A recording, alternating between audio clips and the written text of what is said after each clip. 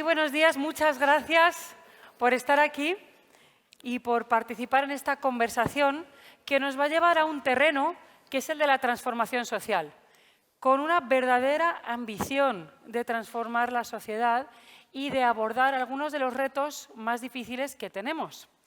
Uno de ellos es el de la exclusión social. Aproximadamente 1 de cada 5, 1 de cada 4 personas están en riesgo de exclusión social. Es decir, son personas que se encuentran en un punto donde se están cortando sus vínculos con la sociedad. Y nos hemos dado cuenta de que la cultura puede ofrecer una serie de herramientas óptimas para trabajar en esto. Lo que pasa es que es cierto que tiene varios saltos lógicos, porque cuando pensamos en exclusión social, enseguida pensamos en programas de empleabilidad, en transferencia de rentas, en toda esta serie de medidas que son tan necesarias, ¿verdad? Lo que pasa es que si estamos pensando en que los seres humanos somos seres provistos de dignidad y somos seres que nacemos iguales y libres, con una serie de derechos, entonces también las políticas públicas y las acciones de inclusión social deben considerar a la persona de manera holística como ser humano.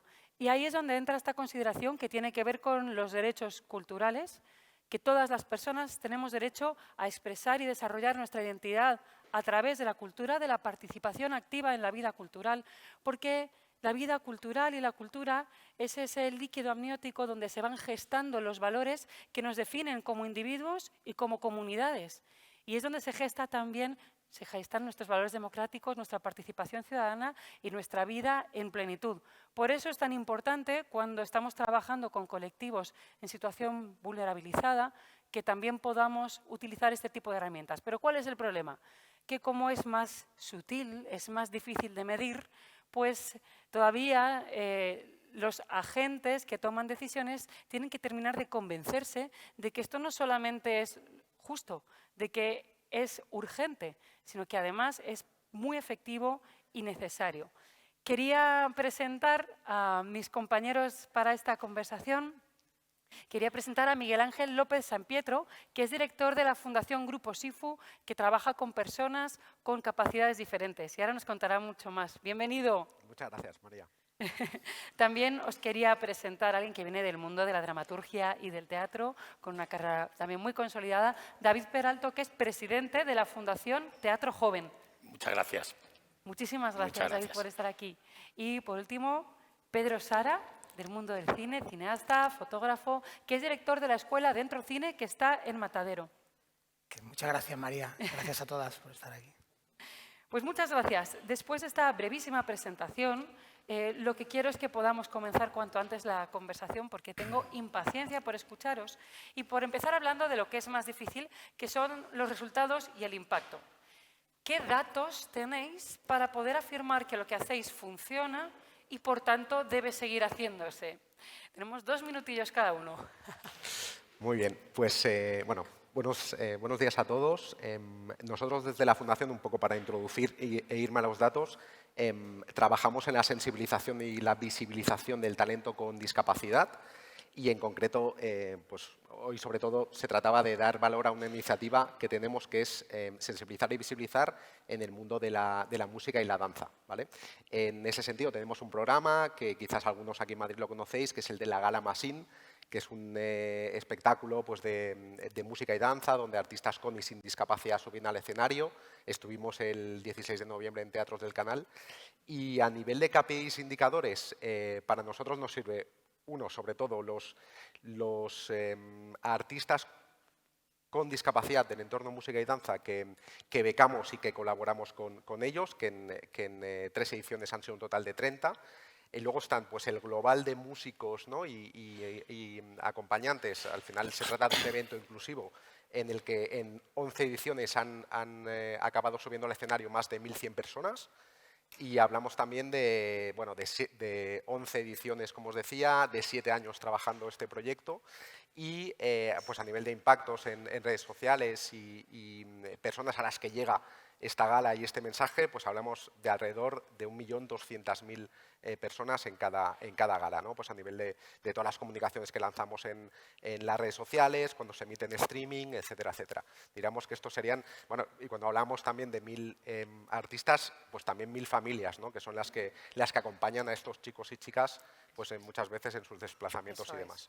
O sea que existe un impacto transformador en las personas que participan activamente en el programa y en sus familias. Y luego, por otro lado, ese otro impacto que tiene que ver con la sensibilización. Por cierto, que algo de lo que quería complementar es que se ha descubierto que los aspectos psicosocioemocionales son los que más influyen en que se cronifique la exclusión social. Porque podemos entrar en riesgo de exclusión por tener discapacidad o por una situación económica o social determinada, pero eso se cronifica cuando empezamos a vivir desde la vergüenza, desde la opresión, desde el estrés y desde el miedo, ¿no? Entonces, seguramente ese trabajo que estáis haciendo, ¿verdad?, ayuda a hacer palanca. Totalmente. Así Fantástico. Cuéntanos. Pues datos. Yo el primer dato lo voy a hacer con respecto a un sondeo que he visto hoy mismo. No conozco a todos los que estáis aquí, conozco a muchos, pero de esos muchos que conozco, el 100% de ellos puedo afirmar solemnemente que la cultura les ha cambiado la vida. Y ellos lo saben y lo dicen. Nosotros nos dedicamos a hacer teatro, trabajamos las artes escénicas básicamente con artistas jóvenes, técnicos jóvenes y gestores jóvenes. Dato importante y que me gusta subrayar. Lo hacemos así para, sobre todo, generar una cercanía generacional con los públicos más jóvenes. O sea, cuando digo profesionales jóvenes hablo de, porque todos somos jóvenes, de veinteañeros, para acercar generacionalmente el teatro a los públicos adolescentes. Y es precisamente por eso, porque la cultura genera emoción, la emoción genera empatía, genera autoestima, y todos estamos en exclusión si no nos exponemos a los impactos emocionales que son fundamentales para el desarrollo, pero precisamente la adolescencia, cuando se es todo emoción, es fundamental exponer al adolescente a ese impacto emocional que le haga capaz de, pues eso, de sentirse, de sacar lo mejor de sí, de ser ambicioso en descubrir sus pasiones, poder hablar del deseo, ser mejor, ser más feliz. Eso que le ha pasado a todos los amigos y compañeros que llevan proyectos mucho más impactantes que el que yo llevo y que verdaderamente yo creo que nos ha cambiado la vida a todos. Yo como dato, bueno, pues nosotros en los últimos 10 años, a través de 22 producciones teatrales, hemos atraído a los teatros de como 70 y tantas ciudades en España, pues unos 350.000 adolescentes, de chicos y chicas de entre 13 y 17, 18 años, al margen de personas de público general. Yo voy a insistir, quizá por negar la mayor, en el concepto de exclusión. Yo creo que todos estamos en riesgo de exclusión en la ausencia de impacto emocional. Efectivamente, al final todas las personas tenemos esas necesidades y lo que a veces resulta sangrante es que cuando una persona se encuentra en situación de vulnerabilidad económica o por otras causas, perdemos de vista esas necesidades humanas básicas que están ahí, ¿no? Y que son las más transformadoras para poder superarnos, tener éxito y ser muy felices en la vida, que es de lo que se trata. Pedro, cuéntanos, ¿qué datos tenéis para afirmar que lo que hacéis funciona y debe seguir haciéndose?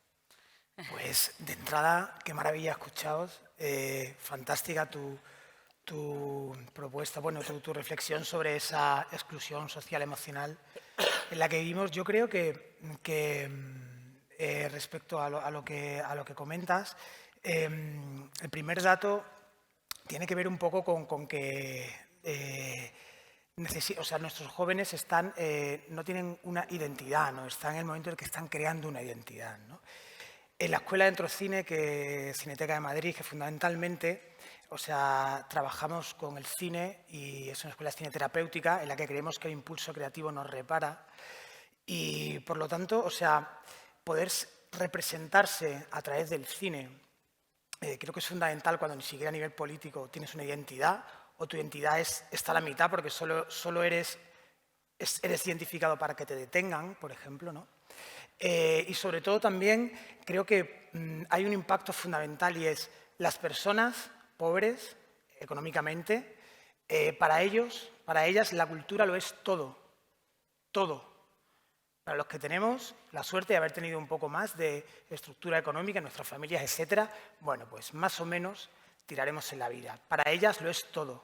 Por lo tanto, poder formarse en un espacio digno, más que digno como Cineteca de Madrid, poder formarse en el cine, en la cultura, en el arte, poder expresarse libremente, poder entender el cine como un oficio, no como algo que hacen estrellas, sino como algo que pueden hacer ellos y que hacen trabajando con convenios que tenemos en plataformas como Netflix, Movistar Plus o Amazon, en rodajes que nunca habrían soñado, ¿no? Desarrollando sus actitudes profesionales, un oficio en el que de repente están en contacto con el arte, en el que cobran un sueldo y tienen una seguridad social, bueno, pues esto es un impacto muy importante, ¿no?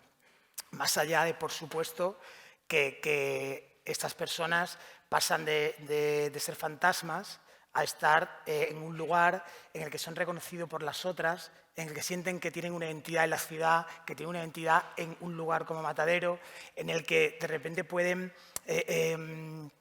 también recuperar su interés por los estudios, comenzar otra vez a estudiar la ESO, formaciones de grado profesionales, que es un seguimiento muy importante que hacemos, ¿no? Además, hay un impacto muy importante también en los públicos. En la Escuela de Entrocine, en estos 4 años, este quinto que empieza, se han filmado 3 largometrajes, otro que está en montaje. Estos largometrajes no son cine de autoconsumo, o sea, esto es cine para emocionar, es cine para contar historia, es un cine con un poder narrativo inmenso que ha estado en festivales como, bueno, pues como Cannes o Berlinale, o compitiendo con películas que no tienen nada que ver y que ni mucho menos están hechas con estos medios de producción al servicio de la liberación de las personas y no las personas al servicio del cine. Y sobre todo, cuando hablamos de datos, seguro que se me ha olvidado un montón, porque hay miles de espectadores, grandes festivales, contratos de chicos y chicas en plataforma que hasta ahora estaban en cocinas de hoteles o prostituyéndose y que pueden entrar que pueden tener un futuro posible dentro de un trabajo digno y cercano al dispositivo artístico. Bueno, también siempre que hablo de datos, me obligo a recordar a Nicanor Parra cuando dice «solo la prosa puede separarnos», ¿no? Entonces, recordar que tengo que volver de vez en cuando al territorio de la poesía y del poema y saber que tenemos el poder y que tenemos que asumir la responsabilidad de escribir los versos que puedan cambiar esas vidas, ¿no? Porque cuando estamos con ellas, ahí, cada día, es lo más importante, ¿no? Claro. Escuchar, sentir, poder llorar, Claro. poder expresarte libremente, encontrar un lugar seguro donde nadie te juzgue. Efectivamente, que al final eso es más importante que el número, ¿verdad? Estamos hablando de algo que es fibra humana y que tiene un componente cualitativo importante, ¿verdad? Por eso es importante contar qué es lo que está pasando ahí para que se genere una transformación. Y me parece que vamos a profundizar un poco en eso, si os parece. Quería primero, como a modo de titular, si queréis, que penséis cada uno así rápido, 3 cosas que tiene la disciplina artística con la que trabajáis que la hacen idónea para generar transformaciones humanas y sociales. Fantástico. Es una muy buena pregunta. Pues, ¿qué tres cosas tiene el hecho de visibilizar el talento de las personas con discapacidad en el entorno de la música? Yo diría, en primer lugar, que rompes estereotipos. O sea, al final, cuando pensamos en discapacidad, lo primero que pensamos en general es una persona con silla de ruedas o una persona con síndrome de Down, ¿no? Y hay bueno, muchísimas, e incluso nosotros en diferentes momentos de la vida, por una lesión incluso, o por, bueno, pues es posible que pasemos por, o una discapacidad sobremedida, ¿no? Que pasemos por esta situación. Sobre todo eso, ¿no? El pensar, oye, que la discapacidad no es solo lo que hemos visto hasta ahora, ¿no? Sino que hay muchísimas personas con muchísimas casuísticas y que, por cierto, tienen un talento que destaca, como puede destacar cualquier talento de cualquier otra persona, ¿no? Eso lo primero. Diría también pues, que hablaría de la inclusividad, ¿no? Del hecho de que estamos hablando de una disciplina o de un programa, de un proyecto que al final combina, ¿no? Bueno, pues es inclusivo, que permite pues que personas con y sin discapacidad pues colaboren, pues al final aporten su granito de arena, de esas aportaciones salga algo más grande, una pieza musical, un espectáculo, etcétera, etcétera, que lo hace como muy bonito, ¿no? Y el tercero, no sé, pues el poder llegar y poder estar en muchos territorios, muchas ciudades que te abran las puertas pues las instituciones, las empresas, otras personas, etcétera, etcétera, ¿no? Yo destacaría estas tres cosas. Claro, al ser un espectáculo, pues se abre a todo eso, ¿no? Se despliega. Qué bien, bueno. 3 cosas. Yo no creo que las cosas más importantes que puede generar el teatro son exclusivas del teatro. Yo creo que son comunes a todas las artes escénicas y no escénicas, a la experiencia, al impacto emocional de ir a un museo, de ver un espectáculo de danza o de hacer una lectura. Yo creo que las más importantes son de trazo grueso, yo creo que son comunes. No sé, pues generar empatía y escucha en tiempos de polarización, tener la capacidad como sector de una generación de empleo y de empleo juvenil grandísima, siendo líderes de desempleo en toda Europa, ser ascensor social. Probablemente, ahora que el de la educación está flaqueando, probablemente desde mi punto de vista el más potente que tenemos ahora mismo en la sociedad, precisamente. Y no estoy hablando de personas, bueno, estoy hablando de la población general. Todo el mundo, y sobre todo en la adolescencia, necesita descubrir la identidad sexual, necesita descubrir la pasión por las cosas, necesita desenmarañar la madeja emocional y la hormona que se tiene en la punta del pelo. Seguro que un montón lo recordáis más porque lo tenéis más fresco, pero yo me acuerdo.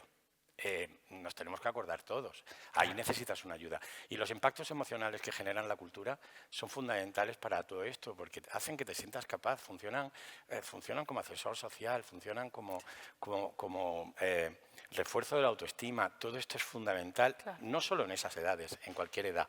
Entonces, bueno, pues yo creo que los impactos más importantes son globales a toda la cultura y el arte en general, diría yo. Eso es. Son maneras de entrar en la dimensión más eminentemente humana. Dicen que la autoestima es de las mayores claves que hay para poder salir adelante cuando estamos en una dificultad. Lo que llaman así en global el trabajar en el self, que lo dicen en inglés, pero no sé si en el yo. Pero sí, descubrirlo es fundamental para todos. El self y lo comunitario. Pedro, 3 cosas. Qué bonito escucharos. Es que porque creo que vivir es narrar y que el poder de la narración y de cómo nos narramos al final condiciona mucho cómo nos vinculamos, ¿no?, con la vida. ¿Y qué pasa cuando nos hemos narrado en función de qué referentes, en función de qué aprendizajes familiares, en función de qué traumas? Claro, o sea, la mayoría de los jóvenes con los que trabajamos han vivido experiencias, se han enfrentado a retos que nosotros ni imaginamos. Son auténticos héroes y heroínas, ¿no? O sea, y sin embargo no tienen ese poder para narrarse, para volver a narrarse. Ese es el poder del cine, que comparte con la psicoterapia, ¿no? Puedo reescribir mi historia en un entorno cuidado, en un entorno sostenido, con los medios adecuados también técnicos. Y luego, o sea, que para mí eso, como tú bien decías, con la música, con el teatro, pues es muy común, ¿no? Y me parece fantástico y creo que es la esencia, ¿no? Luego, ¿qué otro poder tiene el cine también? Bueno, la suerte del público, ¿no? La suerte que tiene el público de poder ver, escuchar vuestras representaciones, escuchar a vuestros músicos, ver las películas que hacen las jóvenes que trabajan con nosotras, ¿no? Eso es una suerte, porque es que vivimos en un imaginario sesgado, porque el arte y sobre todo la representación, que bueno, que es el arte, la representación de la realidad, está reservada a unos pocos. Entonces, cuando de repente los que no pueden lo hacen, nos descubren nuevos universos. Claro, gente joven de 12, 15, 16, 20 años, es que eso es un lujo, porque es que todavía se plantean la posibilidad de morir por amor. ¿cómo no van a escribir una gran película y a filmarla, por Dios, ¿sabes? O sea, Así es. esto es, ¿sabes? Entonces, el cine creo que nos da no solo a ellas, sino a nosotras nos está regalando todo el rato cosas para que puedan regalarnos ese imaginario, completarlo, ¿no? Y bueno, por eso creo que se trata de crear posibilidades de cambio en función de eso, ¿no? Pues gracias, porque es cierto que las narrativas, las historias son una manera muy potente de comunicarnos como seres humanos que visibilizan todo lo que no somos capaces de contar cuando hablamos racionalmente. Por eso quería recurrir a esa fuerza vuestra para que nos narréis, nos contéis alguna buena historia sobre alguien que ha participado en vuestros programas y que ha vivido ese impulso transformador. Nos quedan 10 minutillos, lo digo para que compartáis como buenos hermanos el tiempo que tenemos. Venga, va, pues me lanzo yo, es muy cortito. Nosotros al final trabajamos con jóvenes talentos y un caso de un joven talento, un chico que toca el cello, que es catalán, que a día de hoy tiene 16 años. Cuando empezamos a trabajar con él, me refiero a ayudamos a pagar unos estudios de violonchelo a este chico. Es un chico con un trastorno del espectro autista y entonces la madre siempre nos decía, ostras, pues tenemos que ir con cuidado porque es un chico pues muy retrotraído, ¿no? Le cuesta mucho la interacción y en el momento que él empezó pues a tocar con otras personas, a asistir a clases, a llevarnos nosotros pues a otras actuaciones y demás, pues el chico se abrió. Fue creciendo, hemos estado pues 4 años colaborando con él en diferentes actuaciones y demás. Y la gran satisfacción fue que un día la madre, pues el año pasado, en el mes de mayo, pues nos viene y nos dice, oye, quiero que sepáis que Eric, gracias a pues toda la ayuda que ha tenido por parte vuestra, nosotros también nos hemos movido lo que hemos podido para que él pudiera actuar donde vosotros ibais y demás, pues es un chico que ahora le ves con una sonrisa, que se acerca a él a otras personas, que tiene amigos, que se lo pasa bien, ¿no? Al fin y al cabo. De tal manera que este chico a día de hoy está viviendo en una residencia de estudiantes en Barcelona, tiene la familia en Manlleu, por si conoces Cataluña, un pueblo pues, de la zona de Girona, a unos 100 kilómetros más o menos, y está haciendo una vida plenamente autónoma. Entonces, súper contentos por haber puesto nosotros solo el granito de arena, porque todo lo demás lo puso él. Esa es la Pero historia. ¿qué le tiene que pasar a alguien, si ¿no? no, Para que siempre en suceda el esa mismo revolución. Es Le doy yo ahora, impresionante. vale. Es A cambiar el impresionante. orden, ¿no? ¿Lo cambiamos? Exacto. Venga. Bueno, venga, al ataque. Pues eso, esto que hacéis es que es así, ¿no? O sea, el convertir tu opresión en una obra de arte hace que tú puedas tener un nexo con otras personas, un canal de comunicación que no existía y pasar de ser un objeto de la compasión a ser un sujeto creativo y creador, con un discurso crítico, con alguien interesado en esto. Pasa con nuestros alumnos en el cine.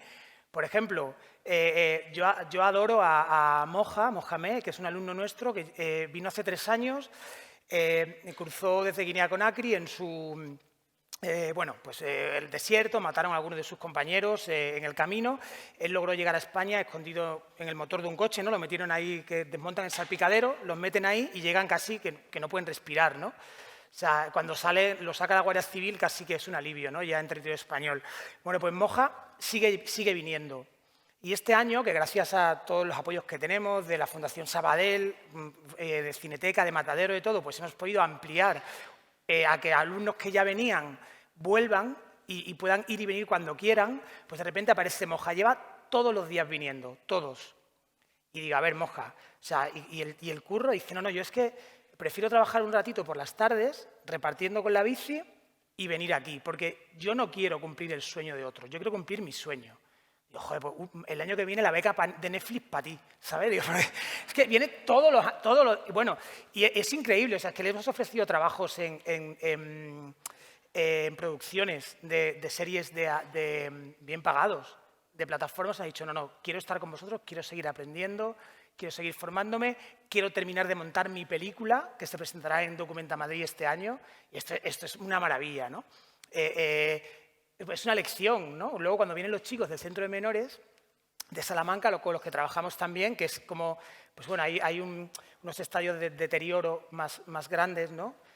por cómo han sido tratadas, pues, y a lo mejor algunos dicen, pues yo ya quiero dejar de, yo ya lo que quiero es ponerme a trabajar con 15 años, ¿no? Y tener mi dinero y tal, y de repente aparece este moja, ¿no? Ahí, con sus Nike Air súper increíbles, su capucha por aquí, negro, con el medio pelo pintado de amarillo, y le dice, oye, tranquilízate, macho, tienes que estudiar, que te vas a meter en la obra y vas a durar 2 días. ¿Tú sabes lo duro que es eso? Y de repente hace como de padre, ¿sabes? Así Y el es. otro le mira y le dice, jo, yo nunca había conocido a un negro que no se drogara, ¿sabes? Dices, coño, que es pues venga, así. aquí tienes a uno que no se droga, que curra, que hace cine, que ha venido, ha hecho este... Entonces, esto es, al final, el encuentro, poder estar juntas, Sí. recuperar espacios íntimos de comunicación, conversación, ¿no? Y romper estereotipos, David. ¿no? Al final, romper Romper estereotipos. estereotipos. David, cuéntanos. Sí, yo es que creo que, vamos, que todos los que estamos aquí y todos los que estáis en el público conocemos todos casos de muy extremos de exclusión que a mí siempre me da que pensar. Yo creo que la cultura, el mismo hecho de que el título sea generador de cambio, tiene impacto social, todos sabemos que es no que es generador de cambio, es el generador de cambio. Y es tan así que es un todoterreno. Llega a los extremos de la población en el riesgo más extremo de exclusión y también funciona. Pero es que es necesaria en todos los terrenos. Yo creo que algo estamos explicando mal. Yo creo que yo me siento con políticos. Es fundamental que los políticos entiendan el para qué de la cultura y no lo entienden en general. Y es muy importante que lo entiendan, y es muy importante que la población general entienda que es el ascensor social, que necesitamos que la cultura sea ese generador de cambio, y no lo estamos haciendo. Llevamos 20 años perdiendo en el currículum de secundaria todas las asignaturas de humanidades y de enseñanzas artísticas, llevamos 15, 20 años con las entidades del sector cultural, con el potencial de generación de empleo que tienen, generando un tejido industrial muy fino, muy débil, muy craqueado, muy frágil. Se habla de que el 70% de las entidades culturales en España no tienen ni un solo trabajador en el régimen general, que solo un 6% tienen 5, más de 5, no hay tejido. Yo creo que es muy urgente, para no enrollarme más, es muy urgente que tenemos que generar un relato nosotros, los que estamos aquí, Algo para tiene poder que explicar que sí que es un generador de cambio y que lo entienda todo el mundo, porque yo creo que no lo estamos haciendo bien.